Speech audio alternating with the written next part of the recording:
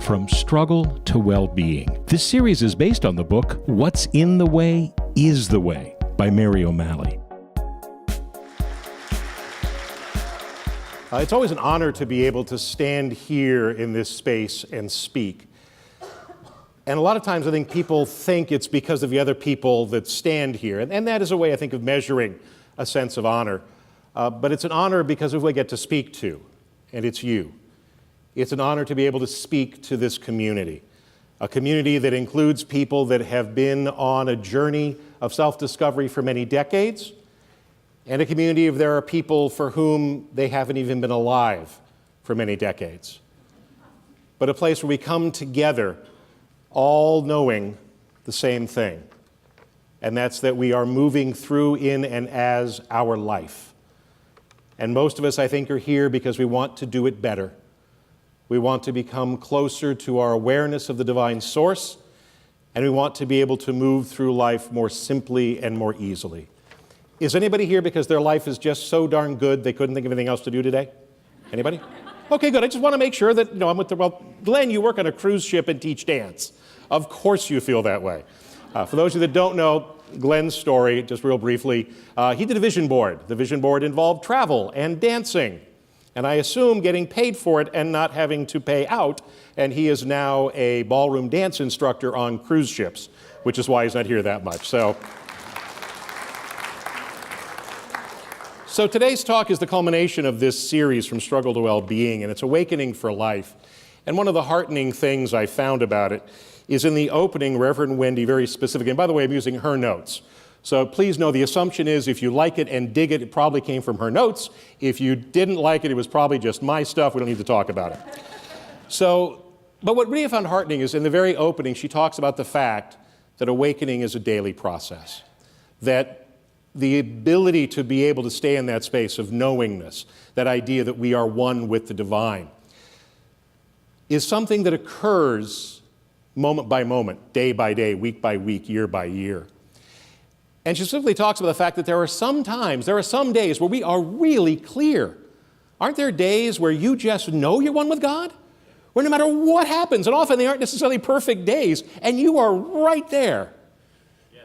And then there are other days when you know you are in hell.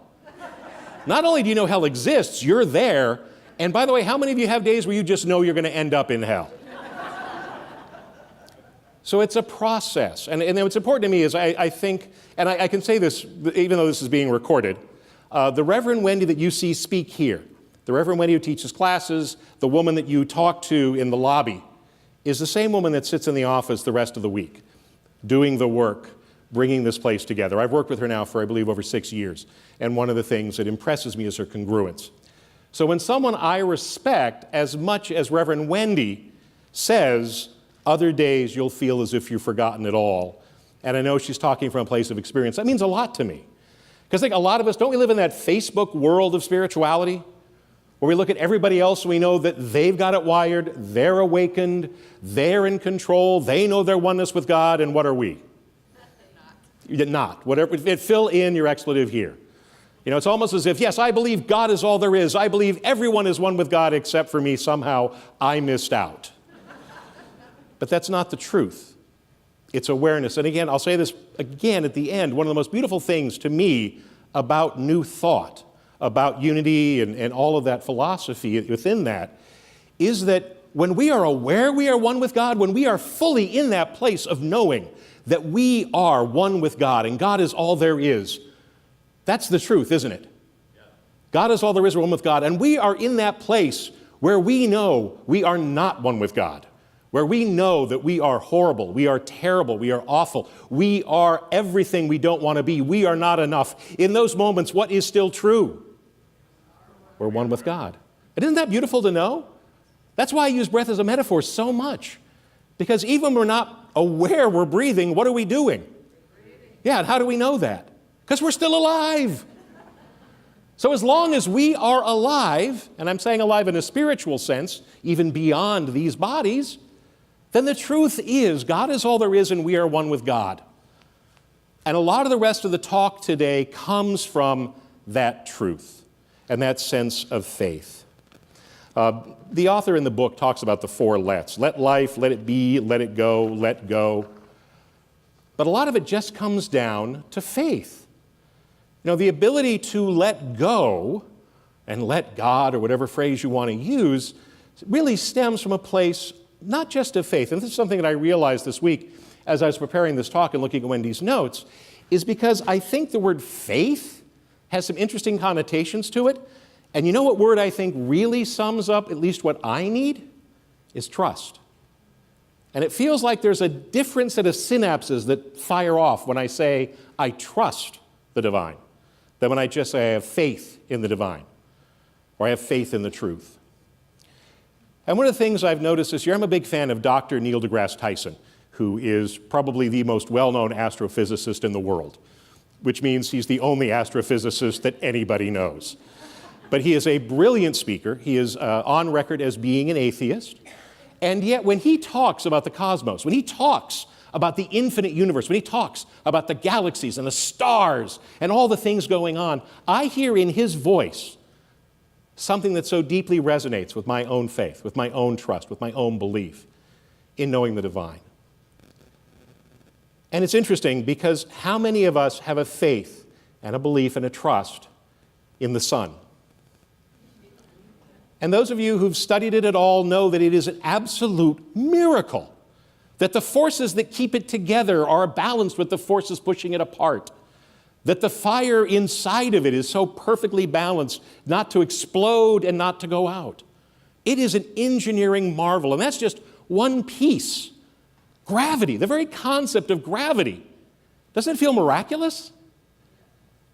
So the divine intelligence that created the stars, the divine intelligence that came up with this idea that we call physics, this idea that we call gravity, that divine intelligence lives through us and has its life, its meaning as we breathe and live, for we are one with God.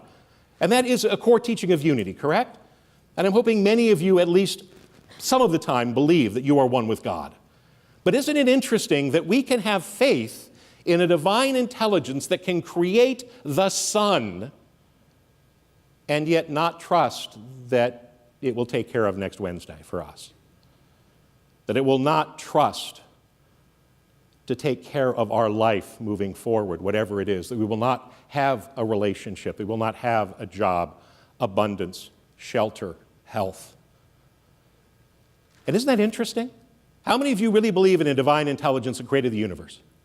Yeah. Pretty immense undertaking. You think it might be able to handle getting us a date or helping make sure that we have the right job. But we forget, because the truth is, and this is where it comes down to it, it's not that we're not trusting the divine, is it? What are we not trusting in? Ourselves. God is all there is a lot easier than I am one with God, isn't it? Isn't it as easy to look at the universe and say, wow, yeah, everything is divine except me?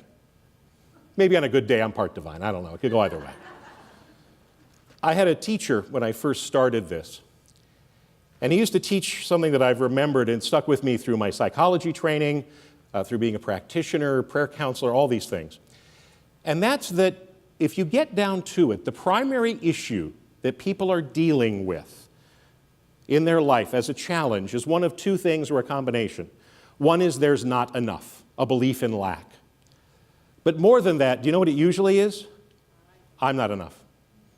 That's the core of almost every challenge we face in our lives. If we drill it down and drill it down and drill it down and look at it, it comes down to, I am not enough. Which is separation, right? Because for me not to be enough, I can't be one with God. And if I am one with God, then I am enough. And here's the really interesting thing I've realized. Are there times when it actually feels good to not be enough? When it feels safe? Are there times when having to fully step into our oneness actually is scary? One of the most important questions when looking at this idea of letting life take over, of trusting in the divine source and in ourselves. When we don't, when we can't let go, when we're facing those challenges, a lot of times the question to ask yourself is, how is this working for me? How is not doing the things I say I want to do working for me? How is letting myself remain stuck working for me? And often what you find out is there's a payoff. Anyone here ever heard that pop culture, pop psychology term, fear of success? How many of you would say, yep, I've actually experienced it in my life. You can make it as pop as you want to. Doesn't make it any less true. But so often when we look at what is in our lives that is blocking us, that is challenging us, that is moving us away, there's some reason we want to hold on to it. There's some reason. So one question to ask as you move into this process, as you start to look at letting go and letting life, is to ask yourself, is there a reason I'm holding on to this? Is there something that I am afraid of? Is there something I'm afraid I'll lose? Anybody here ever been in a relationship that they didn't face, didn't look at, because they knew if they did, the relationship may end? Yeah.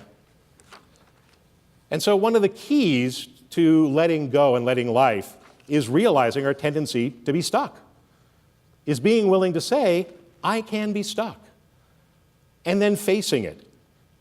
Let it be is all about not fighting what you're experiencing. So in that spaciousness, you can explore what is going on, bringing it the healing of your heart. Doesn't that sound nice? Let it be is all about not fighting what you're experiencing. How many of you are great with that until what you're experiencing is very, very serious anxiety? Yeah.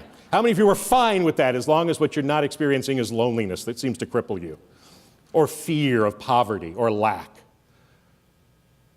And that's the tough part about this.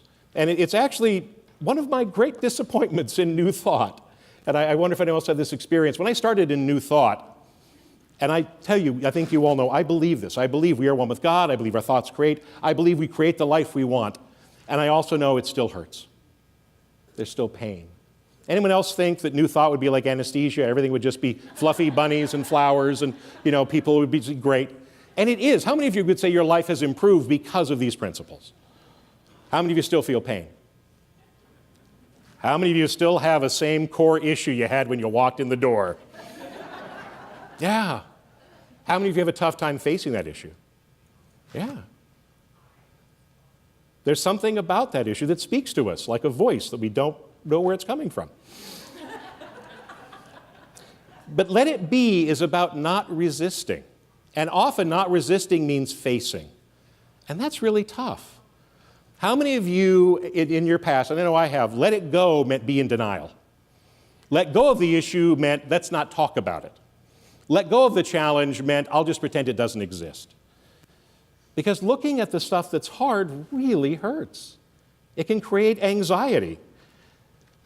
But how many of you have also noticed that you can't escape anxiety by ignoring the issue? That like somewhere it's like on the back, knocking at a door, whispering in your ear?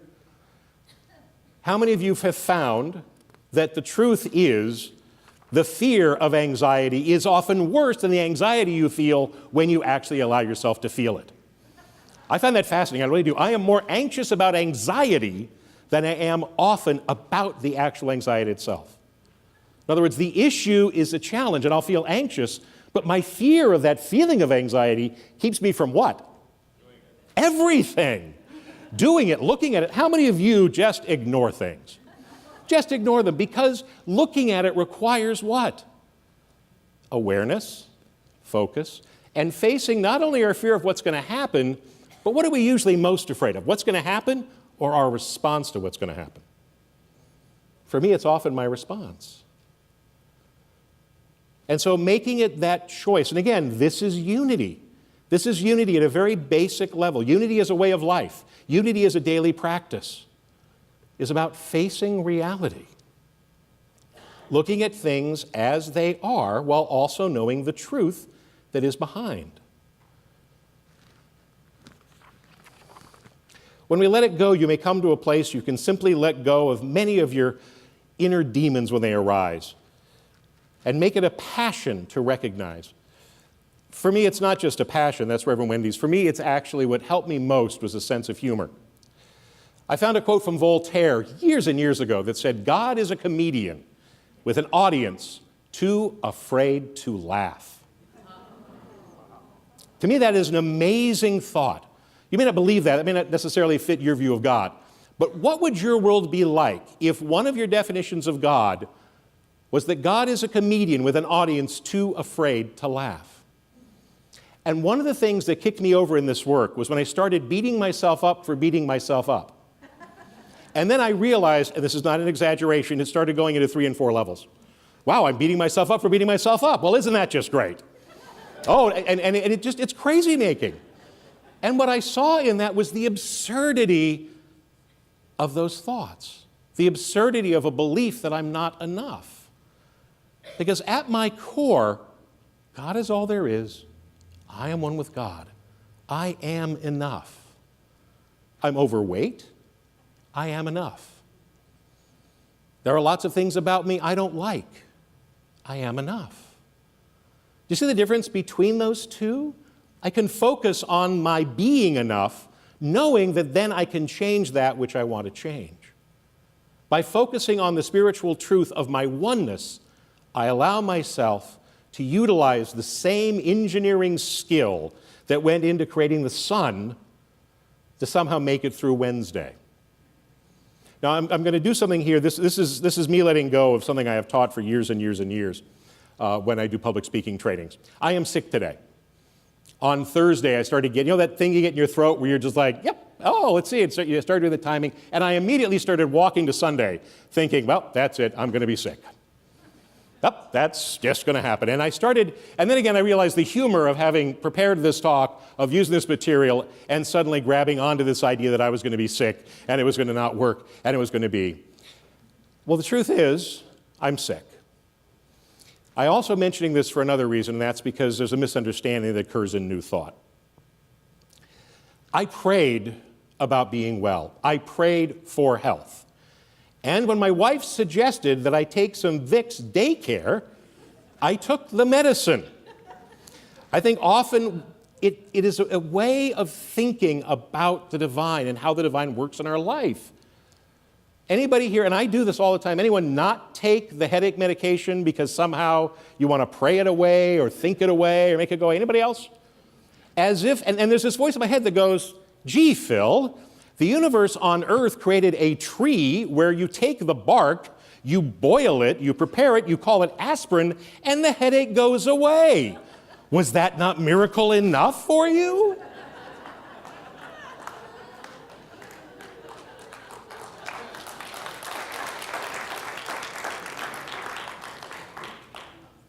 So that's a part of this.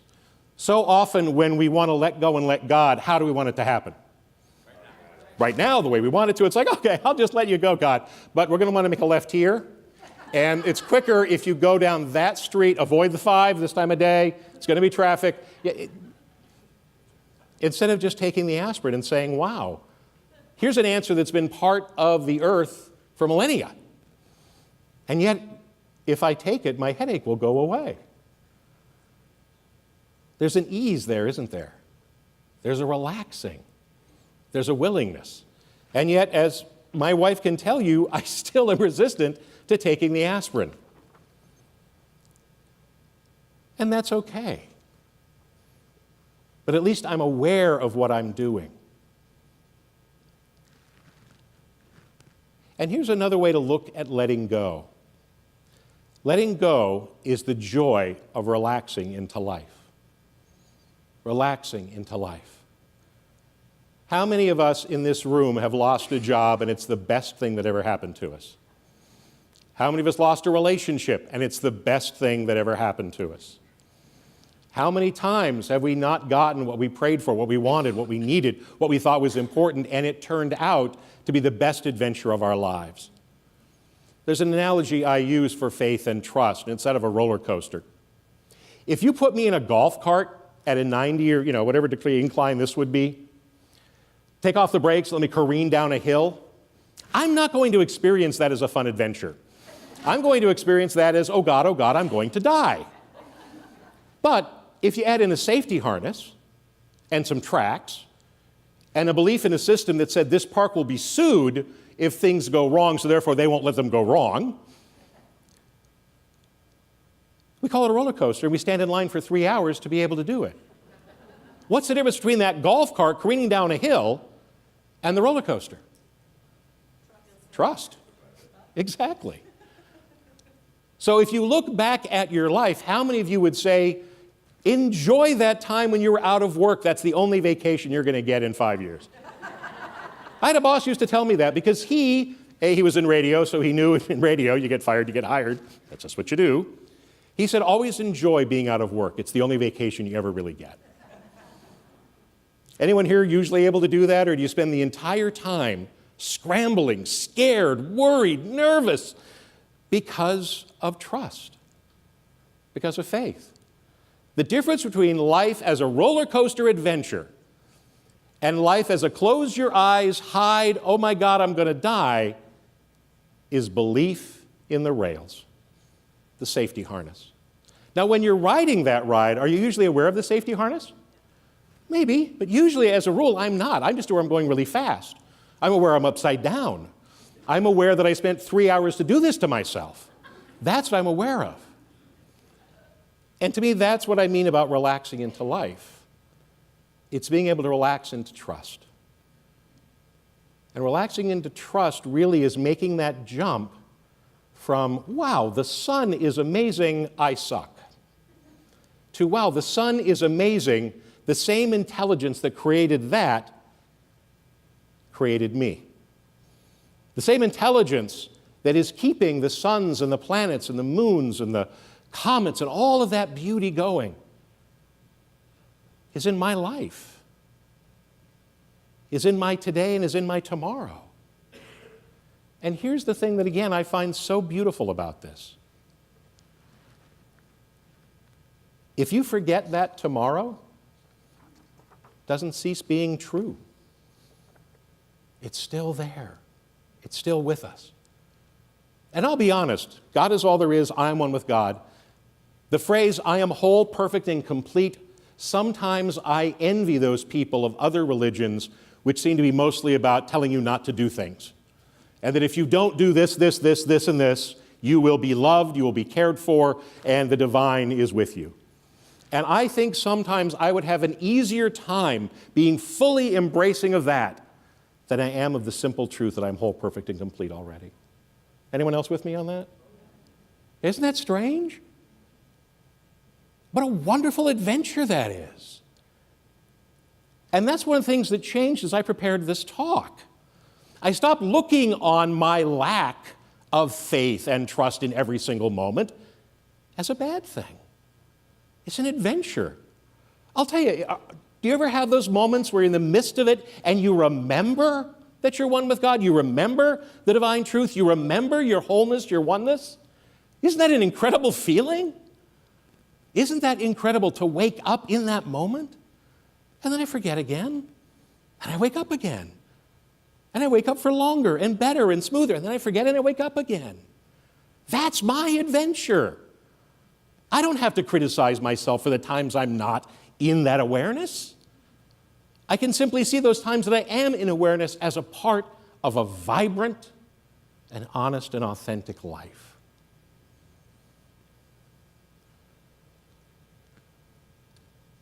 Relax.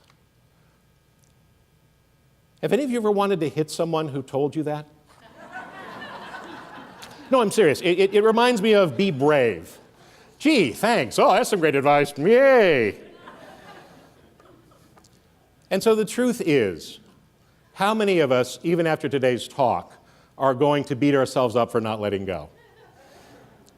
How many of us are now gripping onto the idea of letting go like this? I'm going to let go. I'm letting go now. I'm letting go. Okay, just me. I'm fine with that.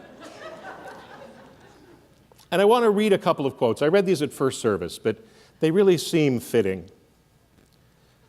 One is by the Dalai Lama. One of the key paradoxes in Buddhism is that we need goals to be inspired and to develop, and even to become enlightened. But at the same time, we must not get overly fixated or attached to those aspirations. If the goal is noble, your commitment to the goal should not be contingent on your ability to attain it. If the goal is noble, your commitment to the goal should not be contingent on your ability to attain it. And in pursuit of our goal, we must release our rigid assumptions about how we must achieve it. Peace and equanimity come from letting go of our attachment to the goal and the method. That is the essence of acceptance.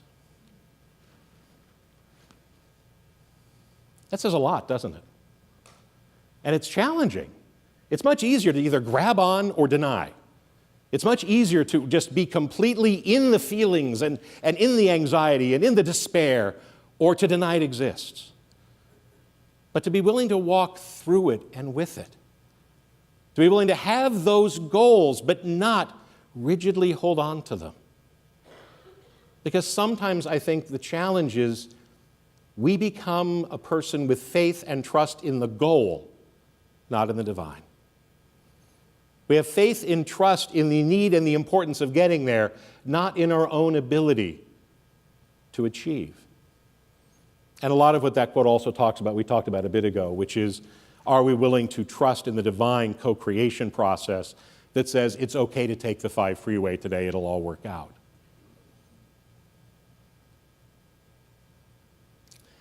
The other is a quote from Carl Jung. We cannot change anything until we accept it. Condemnation does not liberate, it oppresses. If you're really gripping onto something, one of the first things you need to do in the process is to become aware of what? That you're gripping onto something, that you're holding on to it. And that's why often the toughest part of this process is being able to stop and go, wow, I am really holding on to that. I think I'd like to let go. I think I'll relax.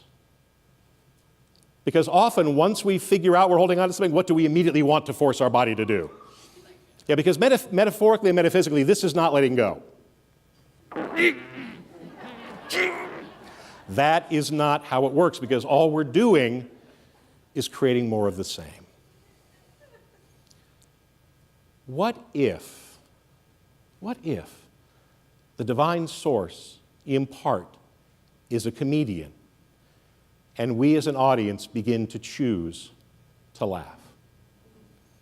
How would that change our outlook on life? And I'm not making fun of tragedy. Those of you who know me know that I work with grief. I understand the depth, to some extent, at the very surface level at least, of grief and pain and sorrow and accepting that. But if we also knew that the divine source had a sense of humor, and we could look at the world through that lens, how would that change your daily life? How would it change your struggle? Because often the difference between comedy and tragedy is the soundtrack, cueing us to know whether we're supposed to laugh or cry. So part of letting go is relaxing, is accepting, and knowing that not only is the divine on our side, that maybe this world isn't as serious as we want to make it out to be. Because I know when I'm holding on to something, when I have an issue, when I'm grabbing, does the entire world just becomes very, very serious. And letting go of that need, letting go of that seriousness has been a big part for me of being able to relax into the truth. And the truth is, God is all there is. The truth is, the same genius, structure, intelligence, life-giving force that created the sun created me. Can I trust me as being enough? Can I trust me in my oneness? Thich Nhat Hanh said, letting go takes a lot of courage sometimes. But once you let go, happiness comes very quickly. You won't have to go around searching for it. What's holding you back? What's holding you in a place of not being able to do that which you want to do or feel you need to do? And I want to acknowledge that there are serious issues in this world. There are serious illnesses. There are serious relationship challenges. There are serious challenges all around. And another quote that I use at almost every funeral I do is that life does not cease to be funny when someone dies. any more than it ceases to be serious when someone laughs. And I notice I've been having a challenge with the world. I've had a challenge of holding on to, grabbing, and grasping. See, how many Novembers ago was it? I think 2 November, 1.5 Novembers, the election. Yeah, I found my entire worldview changed right then and there. And I became very, very grabby about certain ideas, about certain fears, about certain angers. And whether side you're on in that decision, and I'm not saying either, the entire world in this nation seems to have gone to that place, a place of holding on and a place of grabbing. How many of you feel that you're healthier for it? Anybody? Anybody feeling better about it? Okay. Anyone feel like letting go? Anybody feel like relaxing is capitulation? Anyone feel like relaxing and letting go somehow makes the other side right and better and win? How many of us are going to hold on to this so we can win? We can win this battle of who gets to have the most heart attacks? I'm not sure. I'm not sure what I'm trying to win. But I do know I'm holding on. I'm not relaxing. And what I also know firmly and do believe is that I cannot change anything until I accept it, because condemnation does not liberate, it oppresses. So I can't hide from it. I can't hold on to it. What I can do is relax into it. I can allow the flow to take place, and I can still take action. Those of you that play sports, do you play sports better when you're stressed out and anxious or when you're loose and relaxed? Yeah. Are you able to more achieve in your life from a place of letting go and relaxing or from a place of grabbing onto? How many of you have been in a job interview where you wanted a job, or you either thought you couldn't get it so you didn't worry about it or you didn't care? Anybody? Was that the best interview you ever had? That's life. That's life. That medium place that says you still showed up, didn't you? You still went there. But you got to have a different experience because you, for whatever reason, were in that space of letting go, of relaxing, of accepting. Accepting what is now does not mean we don't work to change the future. Accepting what is about our lives now, facing what is about our lives, facing all of those challenges, doesn't mean we're not going to work and change. It means we're capable of it. Because only when we're able to look at things are we able to make those changes occur. And I have one last quote that I want to offer. And I think if you look at it deeply, you'll see it does fit into this talk, but I'm also sharing it because I'm a Ralph Waldo Emerson fan and I had never seen this, and I found it to be one of the most touching quotes I've ever read. It is one of the blessings of old friends that you can afford to be stupid with them. And isn't that the truth about letting go? Isn't that why old friends are so powerful? Because we feel safe? And it's okay to be stupid, which kind of translates to just being us? That's the key. And maybe if we stop thinking of the divine as outside of ourselves, or a patriarchal, angry father, and we start looking at the divine as an old friend, as a part of us, as a part that knows all the pieces of us, all the bits, all the best and all the worst. And yet the divine is still 100% with us. And the truth remains, we are whole, we are perfect, we are complete. Because God is all there is, and we are one with God. Namaste. Many people enjoy Reverend Wendy's talks and meditations and aren't able to attend the Unity Center in person. If you're part of our extended family from around the world and would like to help support the Unity Center, please go to our website or download our free app, which offers even more ways to connect with the Unity Center. Namaste.